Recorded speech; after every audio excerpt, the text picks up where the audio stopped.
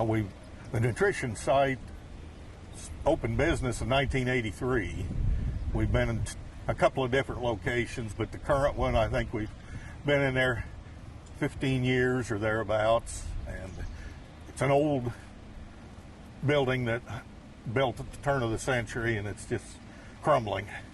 And so there was a need for new facility, and we were able to obtain neighborhood assistance program tax credits already, and we're in the process of applying for community development block grant for additional funding to help complete the building and furnishing and whatnot. What sort of services were offered out of the old site? Well, the main goal of the nutrition site is to provide nutritious hot meals to mainly senior citizens. Our clientele is basically 60 years and older. Part of the meals are served in-house, the congregate dining as it's called, but more meals than that are delivered by volunteer drivers. We're one of the few counties around that deliver through the entire county. So it doesn't matter where in the county you are, if you qualify for home delivered meals, we will deliver them to you.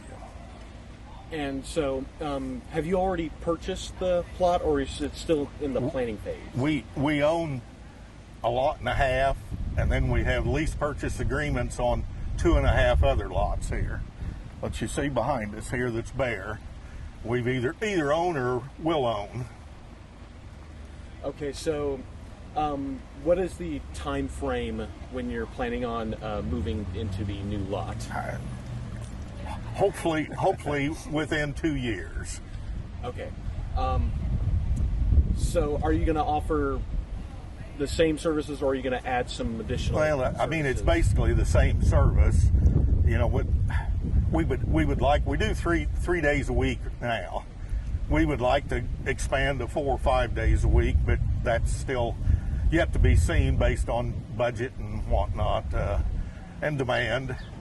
But we'll basically be offering the same services, but in addition, the new building will have a meeting room in it that groups can use, and then it'll just be a cleaner, nicer environment to eat in. Do you think the new location will, I guess, be more noticeable? Well, seeing it's kind of in the center of the square now. Yeah, well, that was one of the pluses that we thought for the city and whatnot. That instead of bare lots here, put in a nice new building here, and we'll be able to provide off-street parking too, so that we won't have to use up a lot of the parking on the square. And we just thought it'd make the town and county just better.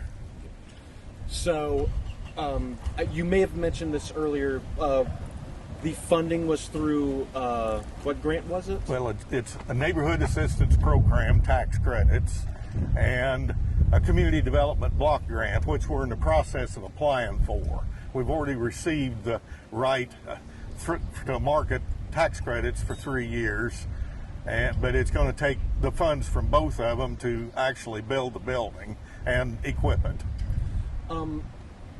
Is it just volunteers working out of the... No, we have 5 employees, and then a number of volunteers, volunteer drivers, and then there's people that volunteer taking money at the door, every day, and picking up trays.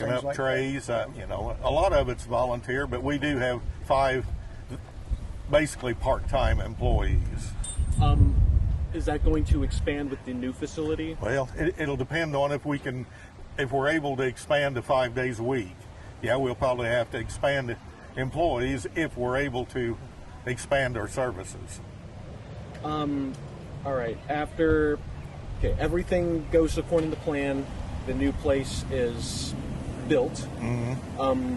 What are you going to expect after that? Well, we lost quite a bit of clientele at COVID time, like happened to a lot of places, and there's a lot of folks that don't care for our current facility. It's old and and whatnot, and it's not very pretty to look at. It does serve good food, but we hope we'll draw in people into a new facility that we haven't been able to where we're at. Anything else you want to add? Not really. That pretty well covers it. The old facility is, like Dale said, it's over 100 years old, and